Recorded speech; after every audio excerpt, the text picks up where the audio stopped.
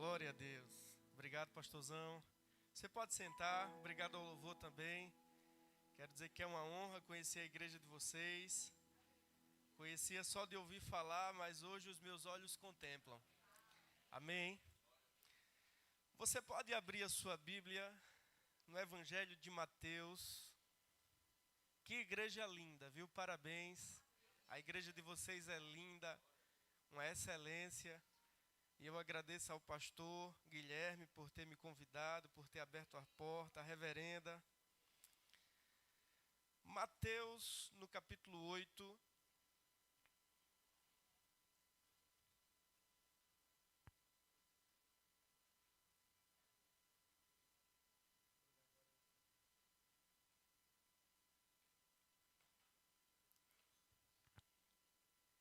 Uma das matérias que é ensinada no Rema é Cristo, aquele que cura. Amém. Inclusive eu me alegro que fui recepcionado ali por 2 alunos meus, lá do Rema Olinda, e que bênção vê-los ali. E eu queria essa noite falar um pouco sobre um dos temas dessa matéria, e eu queria falar sobre a cura na redenção. Olhe para a pessoa do lado e diga assim, a cura na redenção. Amém. Mateus, no capítulo 8, nós iremos ler do versículo 14 ao versículo 17. Entrando Jesus na casa de Pedro, viu a sogra deste de cama, com febre. Tomando-a pela mão, a febre a deixou. Ela se levantou e começou a servi-lo. Ao anoitecer, foram trazidos a ele muitos endemoniados, e ele expulsou os espíritos com uma palavra e curou a todos os doentes. Diga assim, todos. Diga todos. E assim se cumpriu o que fora dito pelo profeta Isaías. Ele tomou sobre si as nossas enfermidades e levou sobre si as nossas doenças. Feche seus olhos, curva sua cabeça. Pai, no nome de Jesus, nós queremos te louvar por essa noite, por essa oportunidade de ouvirmos a tua palavra. Ela é lâmpada para aqueles que a acham, Senhor, é lâmpada para os nossos pés, é luz para o nosso caminho. A tua palavra é vida para quem a acha, saúde para o nosso corpo. E eu coloco diante de você, Pai, os teus filhos e as tuas filhas que estão aqui essa noite e que porventura precisam de cura para o seu corpo. Eu oro para que a palavra que vai ser ministrada produza fé ao seu coração. Nós te pedimos o teu Espírito pairando e se movendo no nosso meio, que essa seja uma noite de cura, Pai, no nome de Jesus. Irmãos, eu creio que Deus me trouxe aqui também para orar pela sua vida. Eu morreria pelo verso em que Jesus diz que aqueles que crescem colocariam as mãos sobre os enfermos e estes seriam curados. Então eu queria falar com você especificamente que precisa de uma cura para o teu corpo. Inclina os seus ouvidos para essa pequena ministração que vai ser ministrada essa noite, porque ela vai despertar a tua fé, ela vai ativar a tua fé. E eu vou te convidar aqui na frente para impor as mãos sobre você. E eu creio que essa noite Deus vai te curar.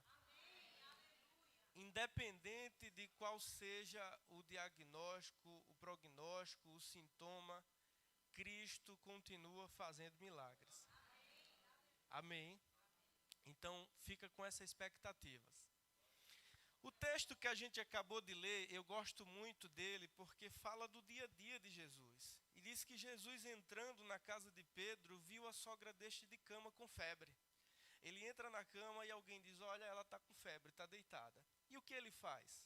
A Bíblia diz que ele a toma pela mão e a febre a deixou. E ela passou a servi-lo.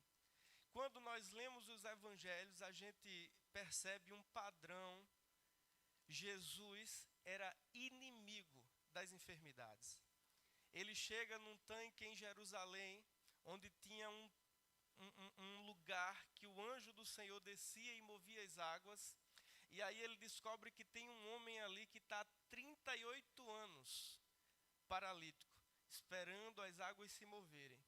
Ele chega até aquele homem e diz assim: você quer ser curado? Aquele homem não conhecia Jesus.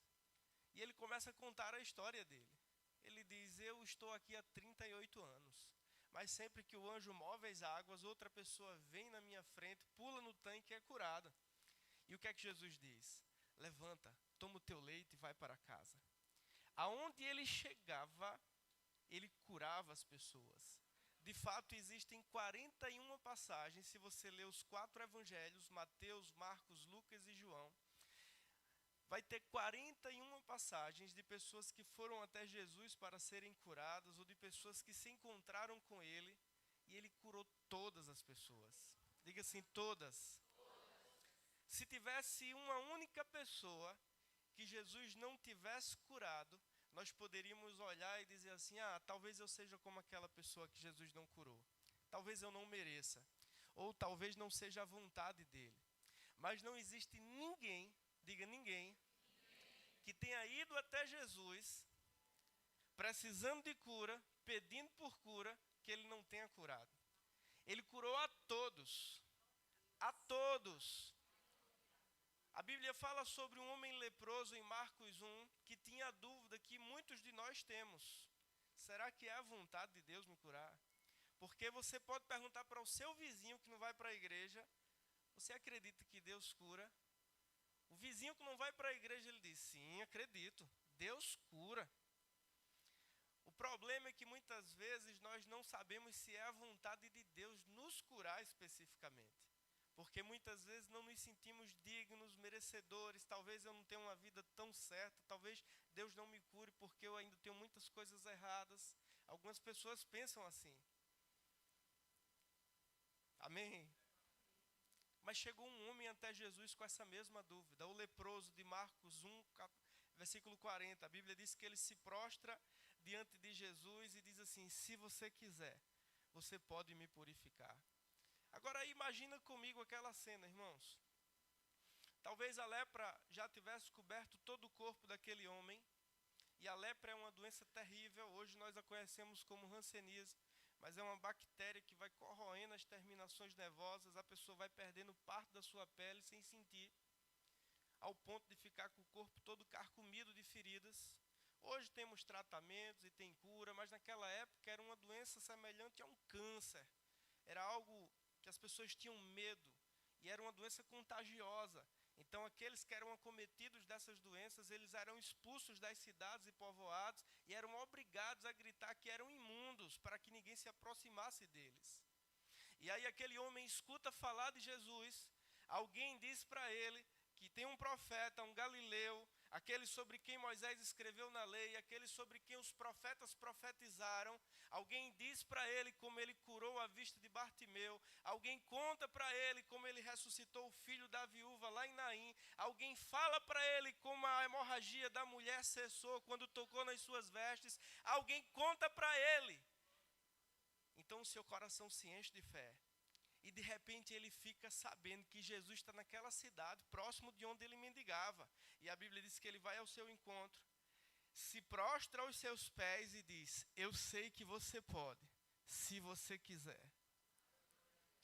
Essa é a dúvida de muitos de nós. Nós sabemos que Deus pode, mas não sabemos se Ele quer nos curar. Porque muitas vezes não nos sentimos merecedores. E aí a Bíblia diz que Jesus, cheio de compaixão, diga compaixão. A palavra compaixão significa sentir a dor de, sofrer com, se colocar no lugar de.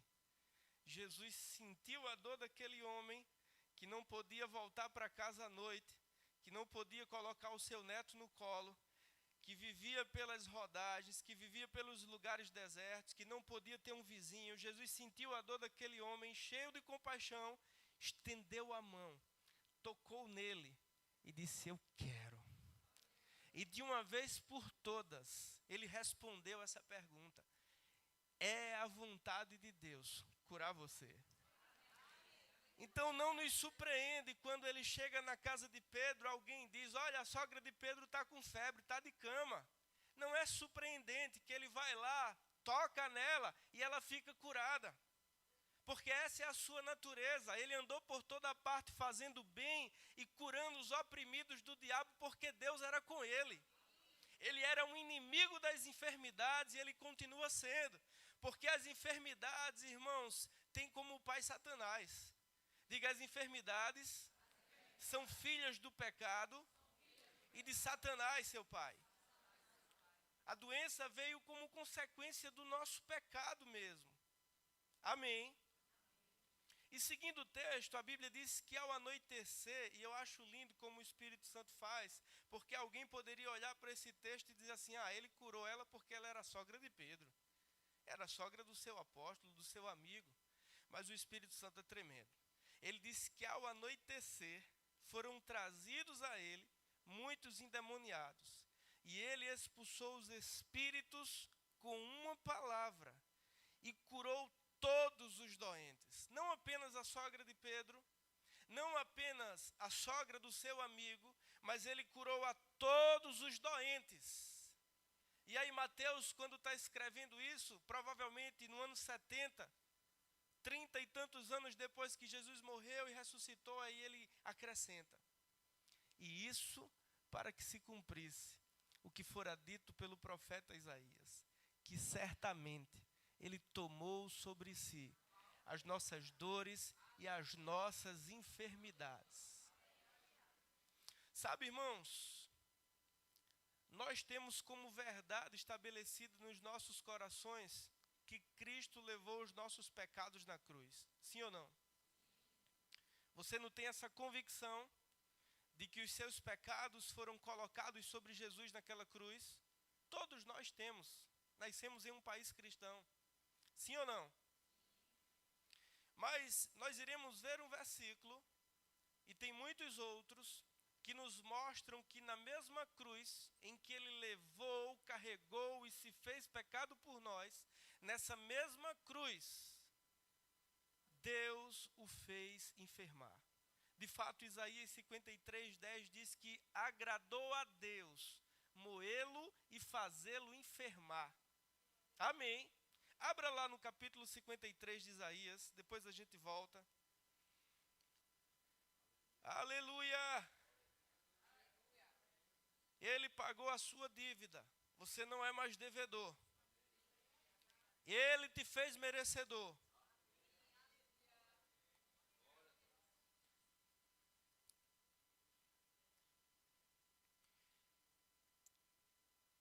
(600, 700 anos antes de Jesus nascer), Isaías, pelo Espírito, no final do capítulo 52 e por todo o capítulo 53, ele tem uma visão no Espírito e ele vê o sofrimento do Santo de Deus. E, irmãos, quando lemos o capítulo 53 de Isaías, junto com o final dos evangelhos, que contam ali a paixão de Cristo, desde o Getsemane até o Calvário, a gente percebe como Isaías foi preciso, como ele foi detalhista, como ele deu detalhes de como seria a crucificação de Cristo. Amém? E aqui no versículo 4 do capítulo 53, não temos tempo para ler versículo por versículo, mas o versículo 4 diz: certamente ele tomou sobre si as nossas enfermidades e sobre si levou as nossas doenças. Contudo, nós o considerávamos castigados por Deus atingido e afligido, mas ele foi transpassado por causa das nossas transgressões. Ele foi esmagado por causa de nossas iniquidades. O castigo que nos traz a paz estava sobre ele, e pelas suas feridas fomos curados. Veja o que diz o versículo 10. Contudo, foi da vontade do Senhor esmagá-lo e fazê-lo enfermar. Foi da vontade de Deus esmagá-lo e fazê-lo enfermar. Às vezes temos a impressão de que foi Satanás quem matou Jesus naquela cruz. Às vezes a gente tem essa impressão que foi Satanás que o crucificou e o matou. Mas eu quero te dizer que foi Deus quem ofereceu o seu próprio filho, à semelhança de Abraão, como um holocausto, como um sacrifício pelas nossas vidas. E agradou a Deus moê-lo e fazê-lo enfermar. Por que foi do agrado de Deus fazê-lo enfermar? Porque hoje Deus pode te curar. Porque hoje Deus quer te curar. Amém. Você lembra quando Jesus está ali pendurado naquela cruz e ele diz: meu Deus, por que me abandonastes? Abandonado por Deus. Amém, irmãos. Porque o castigo que nos traz a paz estava sobre ele. Lá em 1 Pedro, no capítulo 1, se o pessoal conseguir pôr aqui, mas você pode acompanhar aí, no versículo 24, diz assim na versão NVI: e ele mesmo levou em seu corpo sobre o madeiro os nossos pecados. Isso para que morrêssemos para os pecados e vivêssemos para a justiça. E por suas feridas fomos curados.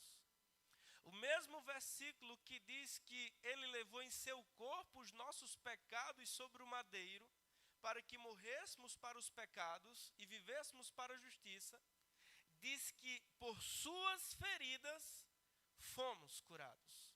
Amém. Faz parte da nossa herança, faz parte dos nossos direitos e privilégios. Amém, irmãos. Hoje eu sou perdoado dos meus pecados, não porque eu mereço, mas pelo grande sacrifício de Jesus naquela cruz. Hoje eu sou curado por Deus, não porque eu mereço, mas por causa do grande sacrifício dele naquela cruz. Agradou a Deus moê-lo e fazê-lo enfermar, porque certamente ele tomou sobre si as nossas dores e as nossas enfermidades. E o castigo que nos traz a paz estava sobre ele, e pelas suas feridas, na mente de Deus, você já foi sarado. Amém, irmãos. Você lembra lá no jardim do Getsemane? Lucas era médico e no seu evangelho ele disse que ele suou como gota de sangue.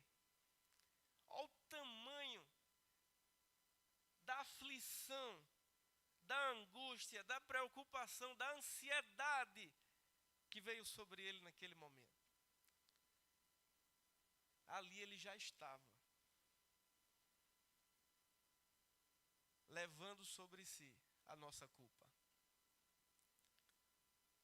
Ele fica tão aflito que ele chama os seus melhores amigos e diz: vigiem comigo. E ele fica tão... Você já se preocupou, você já ficou tão ansioso ao ponto de suar como gotas de sangue? Certamente ele tomou sobre si. Você não precisa ficar com essa ansiedade, ele carregou ela. Se possível, afasta de mim esse cálice, contudo não seja feito a minha vontade, mas a tua vontade. E quando ele desce, ele é preso. Pedro puxa a espada, tora a orelha do homem. Ele pega a orelha, bota no lugar e cura, porque ele é aquele que cura. Ele é levado à casa do sumo sacerdote e o Caifás lá cospem em seu rosto, dão bofetadas nele, depois botam um pano para cobrir os seus olhos e começam a esbofeteá-lo. Tu não és profeta, então dizes quem te bateu.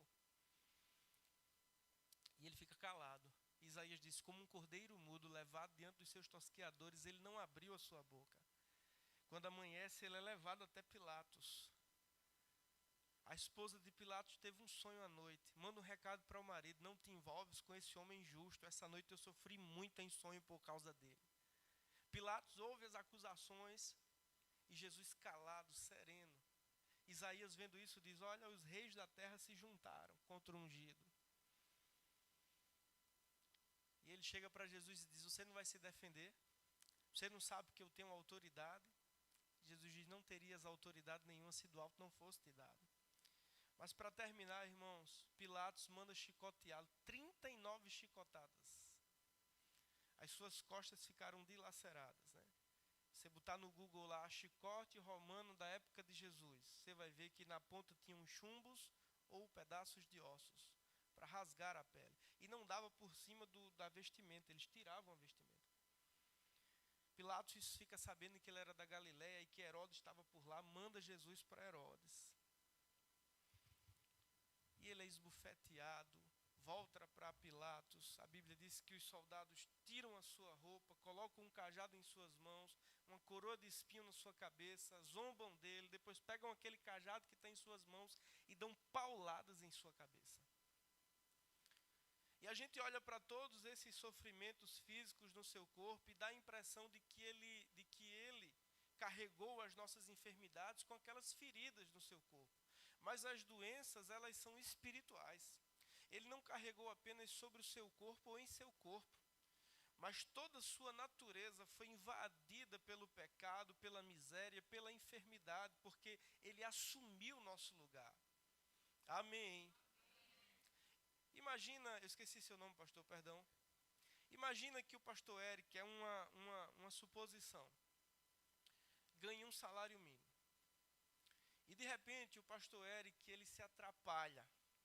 E ele contrai uma dívida com um agiota. E essa dívida passa agora dos 10 milhões. Mas ele só ganha um salário mínimo. É impagável. Não tem como ele pagar. Não dá para pagar nem os juros da dívida. E esse agiota, ele é perverso. Ele vai tomar tudo que o pastor Eric tem. E por fim vai matá-lo. Pois essa era a nossa posição. Satanás tinha um escrito de dívida contra mim e contra você. Desde a nossa mais pequena infância, a nossa primeira mentira, ele estava lá anotando. E nos acusando diante de Deus. E a dívida era muito grande, porque você pecou muito, e eu também.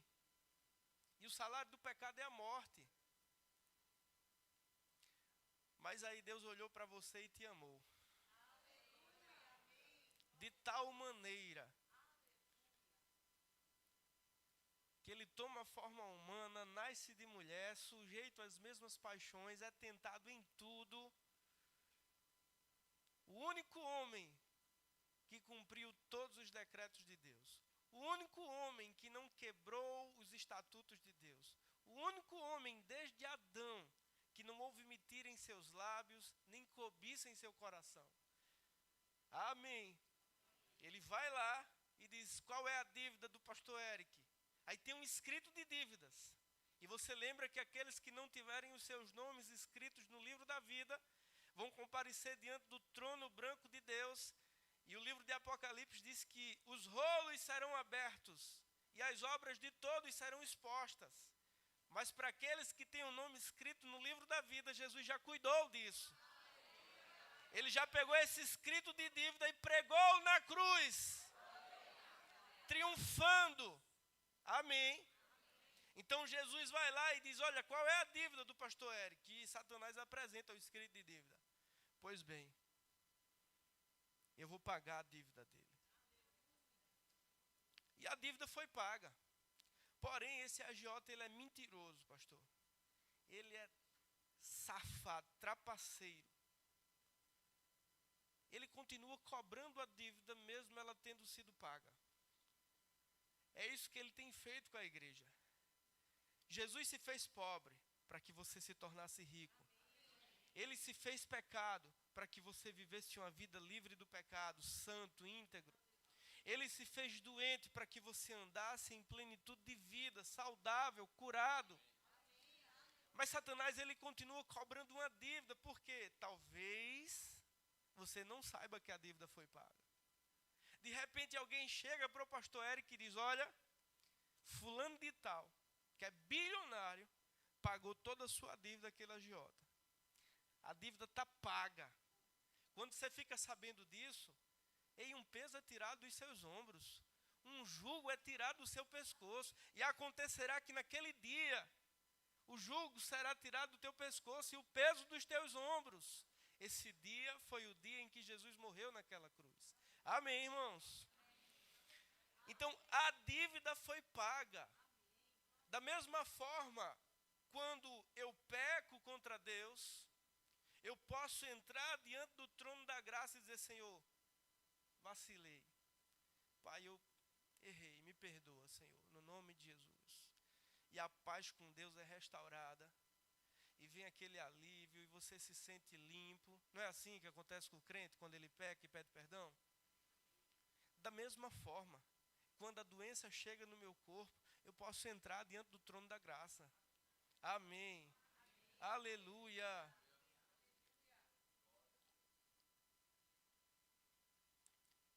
Sabe, irmãos, existem diferentes formas pelas quais podemos ser curados.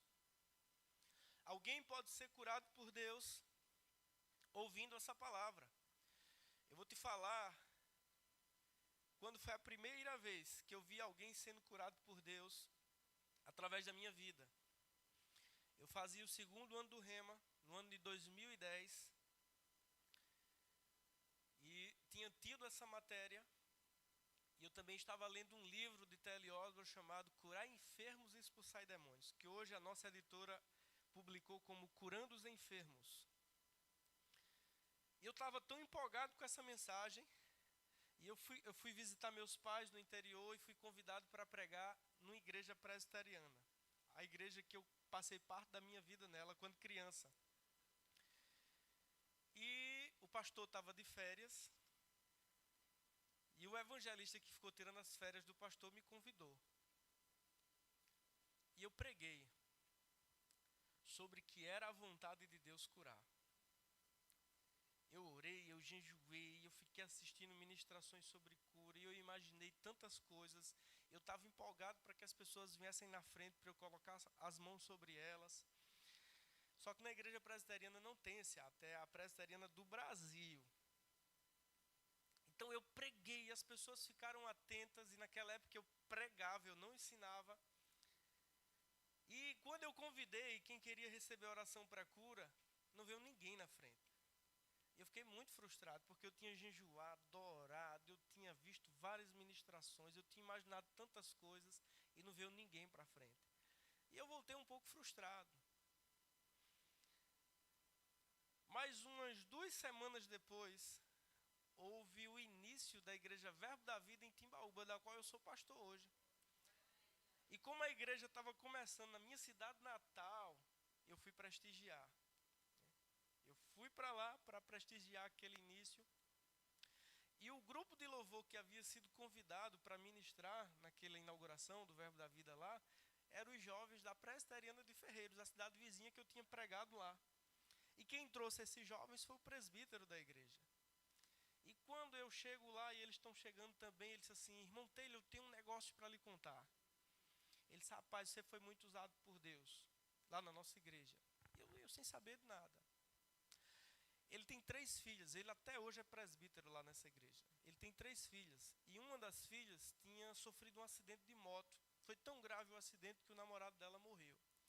E ela quebrou a perna. E nesse dia, no culto em especial, ela estava com a perna toda assim, enfaixada. Eu não cheguei perto, não dava para ver, mas ela tinha um dreno que drenava as secreções da perna dela. E ela teria que passar por uma outra cirurgia, porque tinha um pedaço de osso morto quebrado dentro lá e tinha que tirar. E ela ouviu essa palavra naquele culto. Ela ouviu que era a vontade de Deus curar, que Deus não coloca enfermidades, que Deus não coloca no leito para ensinar. Ela ouviu, e a fé vem pelo ouvir e ouvir a palavra de Deus. E ela ouviu aquela palavra, e a fé que vem pelo ouvir a palavra trouxe cura para o corpo dela. Na manhã seguinte, a sua perna estava sem secreção e normal. Essa foi a primeira vez em que alguém foi curado por Deus através da minha vida.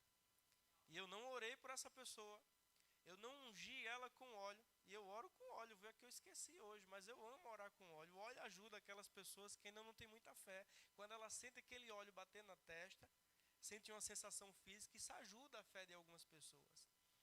Mas naquele dia eu não impus as mãos sobre ela, não tinha nenhum dom do Espírito operando na igreja.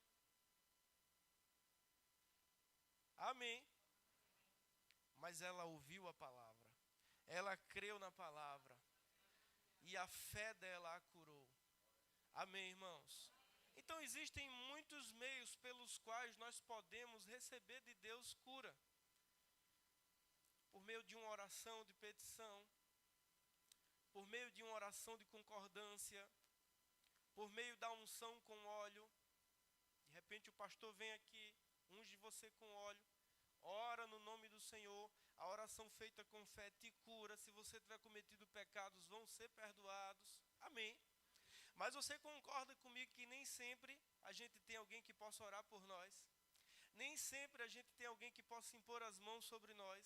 Nem sempre a gente tem um pastor à disposição para nos ungir com óleo. Mas sempre você vai ter a palavra. A palavra está perto de ti, na tua boca e no teu coração. Então você pode aí, enquanto você está ouvindo essa palavra, receber a cura para o teu corpo. Amém. Eu particularmente gosto muito de ministrar cura em cima de Marcos.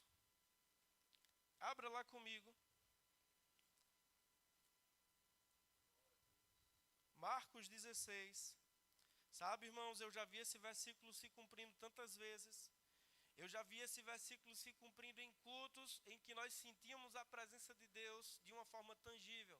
Mas também já vi esse versículo se cumprir em cultos em que as pessoas estavam dormindo e que parecia que ninguém estava ali. Eu vou contar para vocês uma, deixa eu ver a hora ali. Falta 18 minutos, dá para contar. Eu uma vez fui convidado para pregar num evento em Nazaré da Mata, no Verbo da Vida lá. O pastor tinha feito um grande evangelismo durante todo o dia. Então, de manhã à tarde, os irmãos da igreja e de outras igrejas que vieram ajudar, evangelizando de porta em porta nas praças. E o final seria um culto na quadra de uma escola.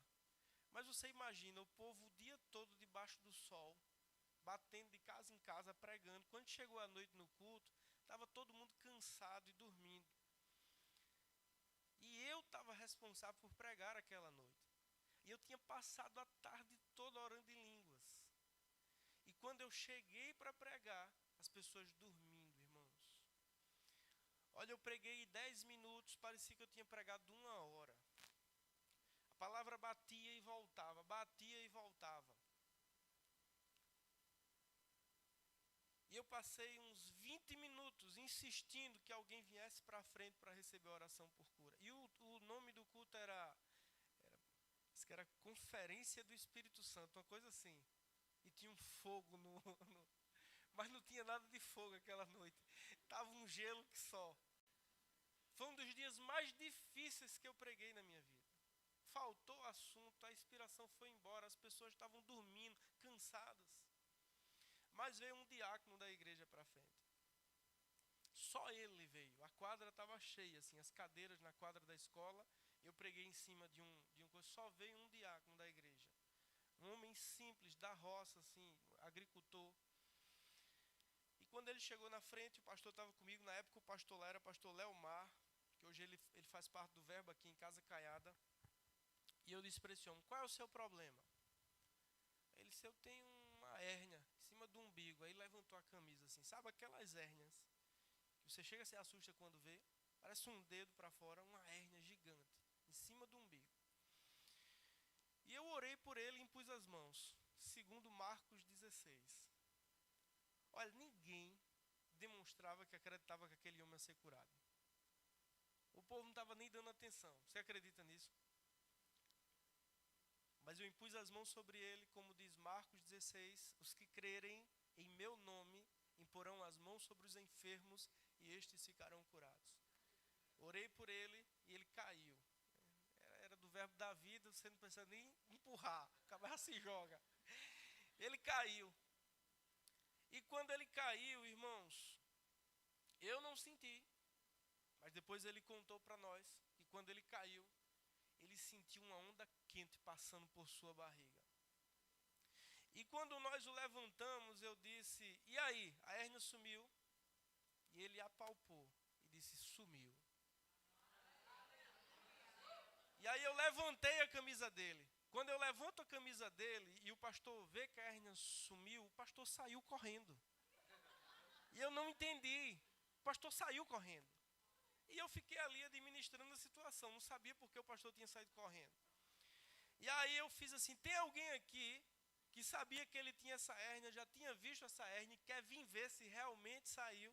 Um outro diácono da mesma igreja se levantou, veio até a frente, levantou a camisa dele, nem olhou para mim, levantou a camisa dele, tocou na barriga e disse, sumiu mesmo. Nisso, o pastor que saiu correndo vinha com o filho nos braços, o filho dele estava doente, o filho dele hoje é ministro de louvor lá no Verbo Rio Doce, é Pedrinho. O pastor vinha com o filho no colo para que eu orasse pelo filho dele, que estava com um problema no dedo. Então, irmãos, eu já vi esse versículo se cumprir em cultos onde as pessoas estavam famintas por Deus, e também vi ele se cumprir quando parecia que nada ia acontecer. Até que alguém decidiu atrever-se a crer. Amém. Aleluia. Os que crerem colocarão as mãos sobre os enfermos e estes ficarão curados. Às vezes a gente lê esse versículo e acha que Jesus estava falando dos apóstolos. Mas se você lê por completo, ele diz assim, e disse-lhes, ide por todo o mundo e pregai o evangelho a todas as pessoas. Quem crer e for batizado será salvo. Quem não crer será condenado. E os que crerem, está falando daqueles que crerem no evangelho que vocês pregarem. Vocês vão pregar por todo o mundo. Quem crer e for batizado será salvo. Quem não crer será condenado. E os que crerem, estes sinais acompanharão os que crerem. Os que crerem em meu nome expulsarão demônios, falarão línguas estranhas, se beberem algum veneno mortal. Não é que eu vou tomar chumbinho, eu não sou doido. Amém. Mas se alguém me envenenar, há um sinal sobre a minha vida, sobre a sua vida, porque você é crente, porque você creu no evangelho. Se beberem algum veneno mortal, não lhes causará dano algum. Se pegarem serpentes, eu não vou mexer com cobra, eu também não sou doido. Mas se acidentalmente uma cobra me picar, o mesmo sinal que guardou a vida de Paulo na ilha de Malta, você lembra? Vai guardar a sua vida também. Aleluia! E por último, imporão as mãos sobre os enfermos, e estes ficarão curados. Na medida que a gente vai crescendo em Deus, a gente vai amadurecendo.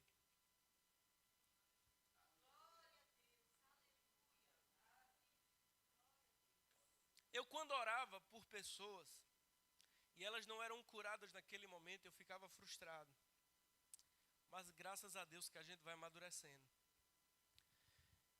E sabe, irmãos, o texto diz que ficarão curados. Está no tempo presente e contínuo. Deus trabalha muito comigo na manhã seguinte. Vou lhe contar uma história. A gente lá trabalha com grupos pequenos, como vocês. E há uns 7 anos atrás, eu tinha lá, a gente chama GCC, Grupo de Comunhão e Crescimento. Alguém tinha me pedido para começar um GCC na casa da sobrinha dela. Era uma jovem mulher, casada, mas que não era crente, que curtia muitas farras e o casamento estava com problema. E aí a tia dela pediu para eu começar um GCC lá. E eu comecei. E nós tínhamos, na última semana do mês, uma proposta, que seria um GCC evangelístico. Então tinham que convidar pessoas. E nesse dia a gente teve uma ideia de levar uma caixinha de som e de botar na varanda do apartamento para o pessoal ficar jogando dominó embaixo e conversando, ouvir a palavra. E eu estava lá, não tinha ninguém de crente na casa. Era esse casal jovem, a irmã dela, outras mulheres jovens lá. E eu, um rapazinho, na época, só namorava com a Sucena, nós não éramos casados ainda. Então faz mais de 8 anos, faz uns 10 anos. E eu preguei uma mensagem evangelística, nem lembro qual foi. Mas no final eu senti uma direção de Deus, de orar por cura, e eu achava que Deus queria curar uma das mulheres que estavam sentadas na calçada lá. Que estavam ouvindo e prestando atenção. E eu disse assim: se você está com alguma enfermidade, coloque a mão em cima da enfermidade, ou se você não puder, coloque em cima da sua cabeça. E orei. Orei, como sempre eu faço. E fui para casa e na semana seguinte, eu estava lá. Nesse GCC, uma moça que era cabeleireira, tinha um salão ao lado da casa dessa mulher, ela estava nos visitando. E na semana seguinte, eu sem saber de nada que tinha acontecido, estava prestes a encerrar o momento lá do GCC, ela disse assim: eu posso contar algo? Eu disse: pode. Ela já tinha trazido uma amiga para visitar com ela. E ela disse: semana passada, quando você mandou botar a mão sobre a enfermidade, eu tinha um caroço no meu braço. E ela era filha de um presbítero da Assembleia de Deus. E quando garotinha tinha se perdido com o marido, e aí foi disciplinada, terminou se afastando, começou a beber. E ela achava assim que Deus estava irada com ela, que Deus, sabe, ela tinha medo de Deus. E naquela reunião ali no GCC, quando eu mandei botar a mão em cima, ela disse que botou a mão no braço e disse assim: Senhor, se tu for na vida desse rapaz, me cura.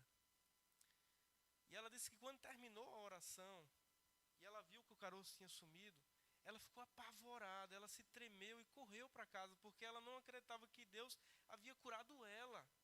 Ela se sentia muito indigna, se sentia muito culpada, achava que Deus estava chateado, irado com ela. E chegou em casa, ela mostrou o esposo, mostrou a filha. Na manhã seguinte, ela foi para o espelho para ver se tinha sumido mesmo.